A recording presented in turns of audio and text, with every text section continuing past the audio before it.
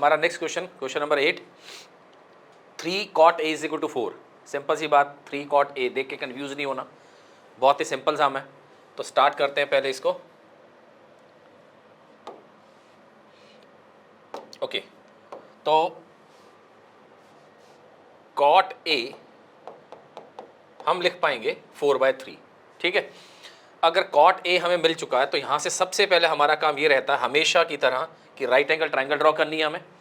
Right angle triangle draw करने के बाद हमें ये चेक करना कि जो एंगल की बात की जा रही है, लाइक जैसे इसमें मैं बात कर रहा हूँ एंगल A, तो वो A हमेशा बताता आ रहा हूँ मैं कि वो एक्यूट एंगल होगा, ठीक है। तो एक्यूट एंगल होगा तो हमारी मर्जी है यहाँ या इधर, हम कहीं भी लिख सकते हैं, बस वो राइट एंगल नहीं लिखना। ये भी बात समझ में आ गई। तो मैंने A यहाँ लिखा बेटा, B इधर कर दिया हमने, C यहाँ कर दिया। अब बात आती है कि जी cot A 4/3 तो गिवन है, अब cot A साइड्स की टर्म्स में क्या होता है मैं वो भी लिख लेता हूँ। cot याद करो किसका रेसिप्रोकल है, tan का, और tan हमारे पास होता है अपोजिट अपॉन एडजेसेंट। तो इसे मैं लिखना चाहूँगा एडजेसेंट अपॉन ऑपोजिट। ये भी बात समझ में आ गई। तो एडजेसेंट 4, तो थीटा के एडजेसेंट हमारे पास जो साइड है वो है 4, ऑपोजिट वाली जो साइड है वो है 3। अब बात आती है कि हमें इसको सॉल्व करना और इसका हाइपोटेन्यूज h सॉल्व करना। तो h सॉल्व करने के लिए हमें क्या करना है, पाइथागोरस। तो 3 का स्क्वायर 9 याद कर लेना अब, ठीक है ना। अब मैं डायरेक्ट लिखने जा रहा हूँ, बहुत समय हमने यूज किया। 3 का स्क्वायर 9 और 4 का स्क्वायर 16, 3 का स्क्वायर 9, 4 का स्क्वायर 16, 9 + 16 25, और उसका करना है रूट। तो ये लिखा मैंने रूट उसका 25 का 5। ये हमारी ट्रायंगल के तीनों साइड्स हमारे पूरे हो गए। और जब एक ट्रायंगल के हमें तीनों साइड्स मिल जाएं तो खेलना आसान है, ठीक। तो उसके बाद अब हमें tan चाहिए। tan अगर cot गिवन है तो बच्चे tan तो वैसे ही मिल गया, तो देयरफॉर मैं देयरफॉर करके लिख देता हूँ। tan तो सिंपल, बहुत ही इजी लैंग्वेज में मिल रहा है। 4/3 तो ये हो गया बच्चे 3/4, tan तो मिल गया। अब हमें चाहिए cos और sin की बात हो रही है, तो यहाँ हम लिखते हैं इसमें cos और यहाँ हम लिखेंगे इसमें sin। अब cos याद करो क्या था, एडजेसेंट अपॉन हाइपोटेन्यूज। एडजेसेंट 4 है बेटा और अपॉन 5, और sin क्या होगा उसे भी चेक करो। तो sin हमारे पास होता है अपोजिट अपॉन, तो अपोजिट इसके अपोजिट 3 अपॉन 5। ये 3 वैल्यूज हमें जो चाहिए थी वो मिल चुकी हैं, पहली वैल्यू, सेकंड वैल्यू और ये हमारी थर्ड वैल्यू। अब इन तीनों वैल्यूज का यूज मैं करने जा रहा हूं हमारे इस पार्ट में,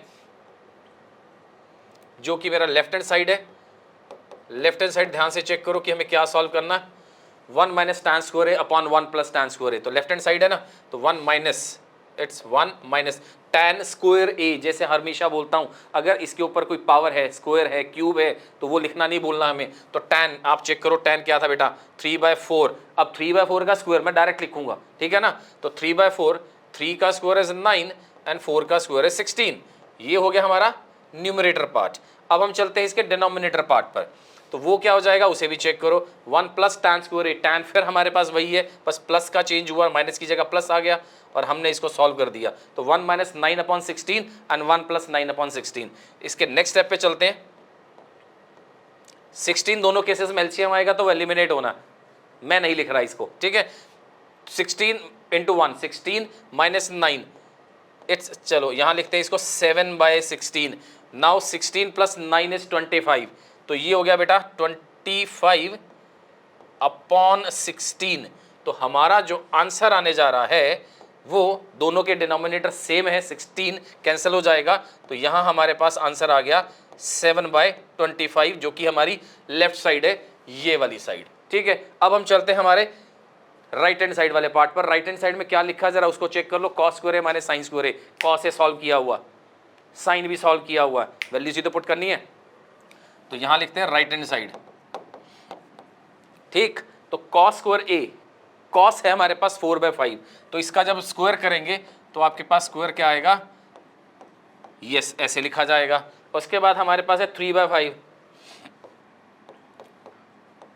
3/5, तो ये कितना हुआ 16/25 माइनस 9/25, 16 - 9 इज 7, तो यहाँ पर ये सॉल्व हो गया बच्चे। 16 - 9 इज 7, तो ये आ गया 7 - 25 चेक करो, दोनों वैल्यू सेम है, तो हम बहुत आसानी से कह पाएंगे कि हाँ हमारा जो लेफ्ट साइड और राइट साइड सेम है। उसने पूछा था check whether these two values are equal और not, yes they are equal, तो बहुत बड़ा यस हमारा इसको कि यस हमारी जो वैल्यूज हैं इक्वल आ गई, तो left side right side equal, हमारा ये सम सॉल्व हुआ। अब हम चलेंगे हमारे नेक्स्ट क्वेश्चन की तरफ। Now pause the video to take the screenshot. Next question, question number 9, in triangle ABC right angle at B. Again वही राइट एंगल ट्राइंगल की बात की जा रही है। तो पहले तो हमारा काम, सबसे पहला काम तो यही है कि हमें ट्राइंगल ड्रॉ करना।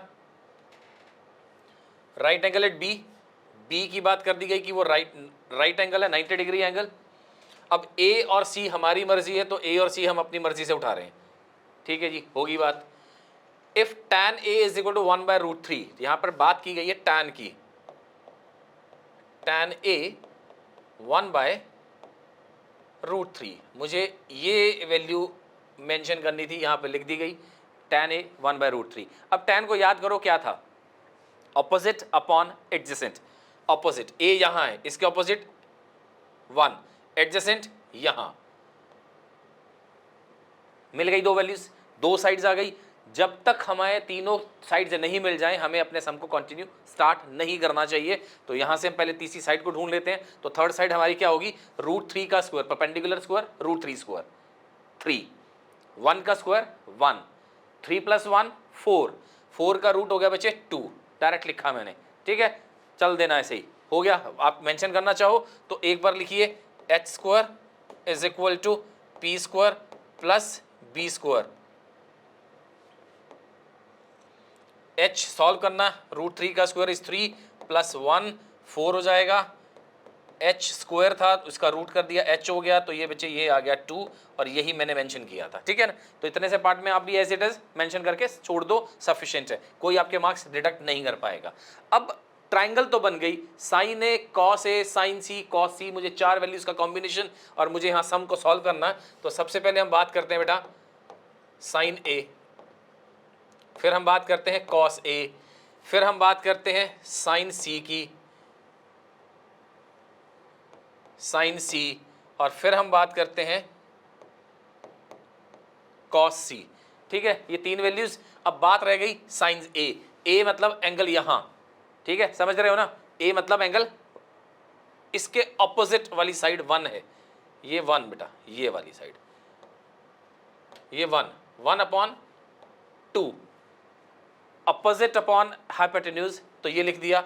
अब है एट कॉस, कॉस तो एडजेसेंट अपॉन 2 हो जाएगा, ये वाला पार्ट है हमारा। साइन सी, यहां आपका एंगल है ऑपोजिट √3/2, और इसके साथ एडजेसेंट वाला केस चले कॉस में, तो 1/2। ये हो गई मेरी 4 वैल्यूज। इन 4 वैल्यूज के साथ मुझे अपने दोनों पार्ट्स को सॉल्व करना है। ध्यान से देखना कि वो दोनों पार्ट्स कैसे सॉल्व हो रहे हैं। तो फर्स्ट पार्ट की हम बात करते हैं, हमारा जो फर्स्ट पार्ट है उसे ध्यान से पढ़ो, sign A cos C, sign A cos C plus cos A sign C. Sign A कितना है 1/2, ये लिखिए 1/2।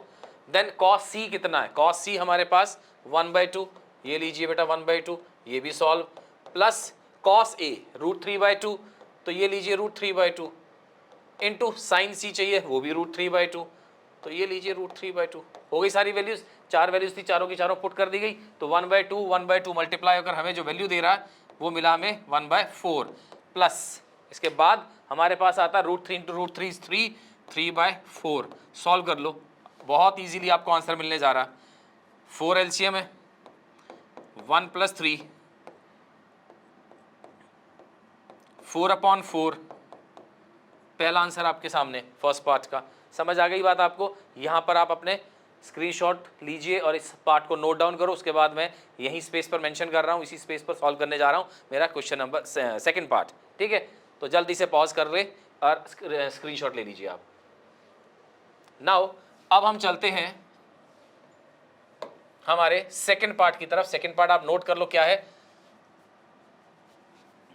और सेकंड पार्ट में प्लस और माइनस का चेंज हो रहा है एक तो, और रीअरेंजमेंट आपका जो है वो ध्यान से देखना कि वैल्यूज में क्या क्या चेंजेस हैं, ठीक। तो तो अब हम चलते हैं हमारे नेक्स्ट पार्ट में, जो कि हमारा सेकेंड पार्ट आ गया। सेकेंड पार्ट ये वाला पार्ट,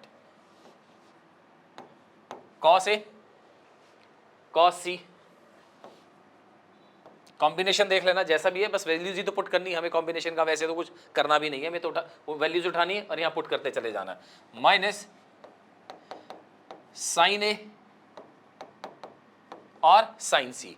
अब चार वैल्यूज का खेल फिर खेलना है, बस वैल्यूज उठाओ। कॉस ए की वैल्यू कितनी है बेटा, √3/2 multiply by cos C. Cos C की वैल्यू कितनी है, ये रही 1/2, ये लीजिए 1/2 minus sine A. Sine A कितना है 1/2 and sine C. Sine C is √3/2। ठीक है, ये भी हो गया। अब जरा सॉल्व करो, चेक करो, आपका आंसर आपके सामने आने वाला। √3/4 तो ये हो गया बेटा, और ये भी कितना हुआ √3/4। और जैसे ही इसको सॉल्व करते हैं हमारा आंसर हो जाता है 0 एंड हमारा ये सेकंड पार्ट सॉल्व हो गया। ठीक है, नाउ टेक द स्क्रीनशॉट। तो हमारा नेक्स्ट क्वेश्चन आ गया, क्वेश्चन नंबर 10। तो इसको स्टार्ट करना है तो ट्राइंगल PQR गिवन है, राइट एंगल फिर से बता रखा है क्यू। तो यहाँ पे से सबसे पहले तो ड्रॉ कर लेते हैं, राइट एंगल एट क्यू लीजिए, हो गया। ठीक है बेटा, तो अब यहाँ P और R हमारी मर्जी से चलेगा, हो गया, एक्यूट एंगल भी हो गए। और PR प्लस QR की बात की गई है 25, तो इसे समझना है PR, इसे मैं एज्यूम कर लेता हूँ X। ठीक है, तो यहाँ लिख लेते हैं हम, let PR is equal to X। ये भी बात समझ में आ गई। अब अगर PR X है तो यहाँ X plus QR is equal to 25, तो हमें जो QR की जो वैल्यू मिलेगी वो मिलेगी 25 minus x. QR 25 minus x. Clear हो गई ये बात। अब हम चलते हैं, जिसे मैंने PR एज्यूम किया था, ये हमारा हाइपोटेन्यूज बनेगा इस ट्रायंगल में, और वो जो परपेंडिकुलर है वो गिवन है PQ5। समझ में आ गई ये बात। ठीक है, अब पाइथागोरस अप्लाई करके मुझे x की वैल्यू सॉल्व करनी है। x की वैल्यू सॉल्व करने का जो मेथड रहता वही है हर बार जो हम यूज कर रहे हैं, h² is equal to p² और प्लस b²। h कितना है, x ढूंढ लेना, x² हो गया ये, परपेंडिकुलर 5 का स्क्वायर इज 25, मैंने डायरेक्ट लिखा है। अब बात रह गई बेस हमारे पास है 25 माइनस एक्स, ये रहा। तो 25 माइनस एक्स का जब मैं स्क्वायर करूंगा तो मैं अभी लिख देता हूं, उसके बाद नेक्स्ट स्टेप पे मैं आपको स्क्वायर करके दिखाता हूं।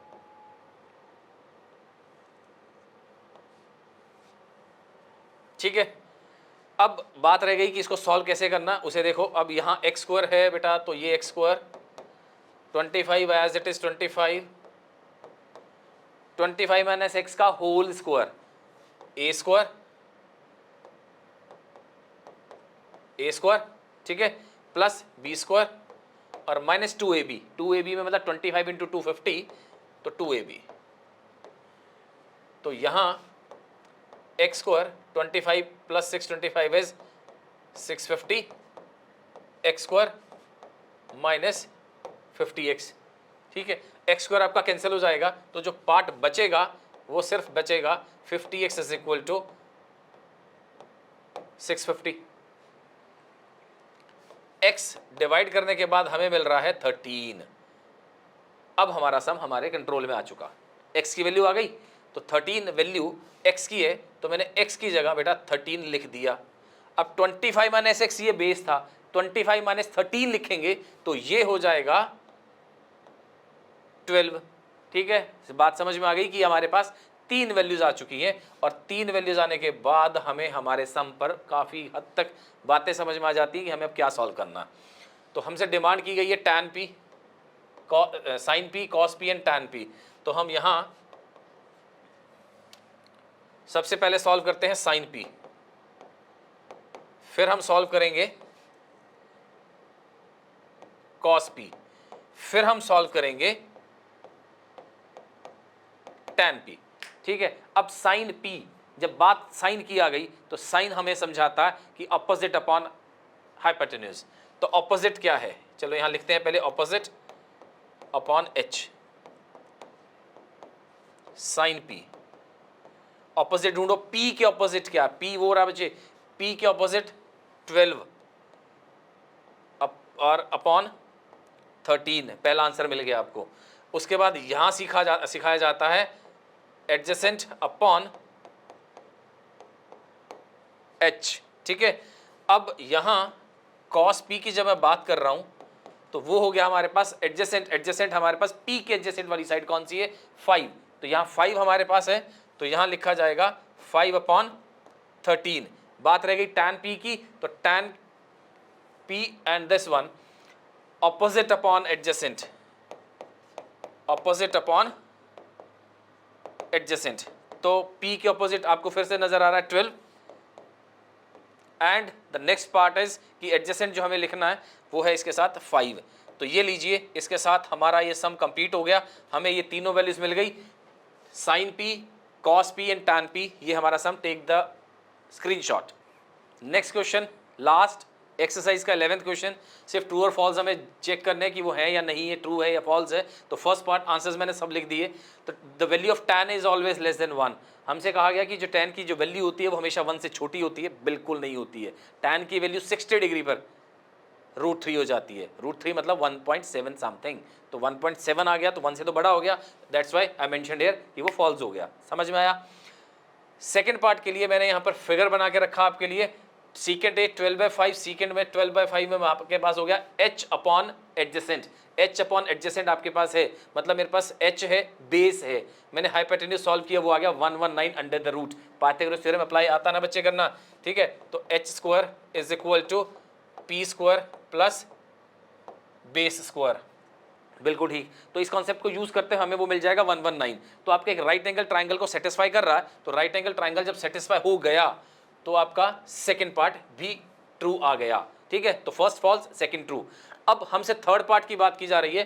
थर्ड पार्ट में हमें कहा गया cos A is the abbreviation used for cosecant, क्या ऐसा है? आप खुद सोच के देखो कि क्या cosecant का एब्रीवेशन है? बिल्कुल नहीं, क्योंकि cosecant का जो एब्रीवेशन है बच्चे वो तो cosec है, हम cosec थीटा या एंगल लिखते हैं, ए की बात की गई तो cosec A, तो cosecant का जो एब्रीवेशन है वो तो cosec है। तो cos किसका एब्रीवेशन है बेटा? वो है कोसाइन का, तो इसका मतलब ये भी फॉल्स हुआ, तो मैंने यहाँ पे मेंशन किया दिस इज फॉल्स, ये भी हो गया पार्ट। देन बात आ गई हमारे पास फोर्थ पार्ट की, cot A is the product of cot and A, बिल्कुल नहीं, ये गलती हमें कभी करनी भी नहीं है कि cot के साथ अगर एंगल A लिखा, इसका मतलब ऐसा नहीं है कि वो दोनों चीजें मल्टीप्लाई हो रही हैं, नेवर। हमें उस एंगल पर पर्टिकुलर रेशियो सॉल्व करने को बोला गया। मतलब अगर मैं बात करता हूं cot के साथ किसी भी एंगल को लिखता हूं, लाइक मैंने लिखा cot 45, तो cot 45 लिखने के बाद मुझे ये सॉल्व करना है कि इस cot 45 पर मुझे जो वैल्यू मिलेगी वो क्या है। इसका कभी भी यह मतलब नहीं है कि cot के साथ 45 मल्टीप्लाई हो रहा, तो आपके साथ आपको इसको चेक करना है, तो ऐसे सॉल्व करना है कि cot के साथ जब एंगल मेंशन्ड है तो मतलब वो रिप्रेजेंट कर रहा है कि रेशियो पर किस एंगल की बात की जा रही है। तो cot 45 1 हुआ, तो कभी भी ऐसा नहीं है कि ये मल्टीप्लाई है, तो यहाँ पर हमसे कहा गया था कि ये मल्टीप्लाई होता है, तो बिल्कुल नहीं होता, इसलिए हमने लिखा फॉल्स, ये वाला पार्ट डन। देन हम आते हैं हमारे next part, sine theta is 4/3। आप चेक करो यहाँ, अगर आप इसको डिवाइड करके देखते हो ना 4/3 को बेटा, 4/3 का मतलब हुआ कि 1 से ग्रेटर हो गया, ये 1 से ग्रेटर। आप अपनी टेबल कन्वर्ट करके चेक कर लो, टेबल में चेक करना कि आपके पास जो एनसीईआरटी में गिवन है, जो टेबल हम पढ़ते हैं वैल्यूज की, 1 से बड़ी वैल्यू टैन साइन की नहीं होती।